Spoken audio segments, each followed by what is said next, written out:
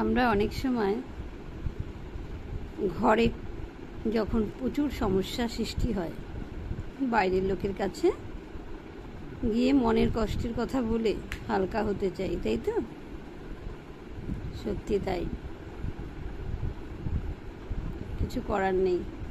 গুমড়ে গুমড়ে মরতে হয় সেই সময়টা যখন ফ্যামিলির লোকেদের মধ্যে আন্ডারস্ট্যান্ডিং না থাকে।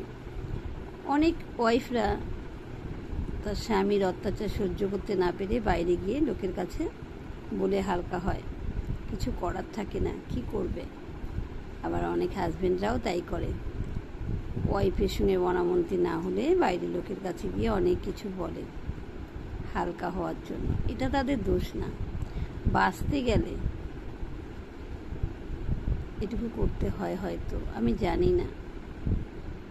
যদিও এই ঘটনাগুলো আমার জীবনে ঘটেনি তাই আমি বলতে পারবো না, তবে আমার মনে হয় শেষ বয়সে একে অপরকেই দেখতে হবে। বাইরের লোকরা তোমাদের দেখতে আসবে না।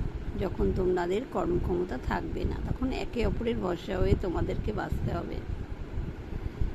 আর বাইরের লোকের কাছে গিয়ে যখন ঘরের কথা বলবে, তারা নুন লঙ্কা সরষের তেল দিয়ে মেখে বেশ চেটে চেটে খাবে সেগুলোকে, আর পাড়াপড়শিকেও একটু দেবে ভাগ।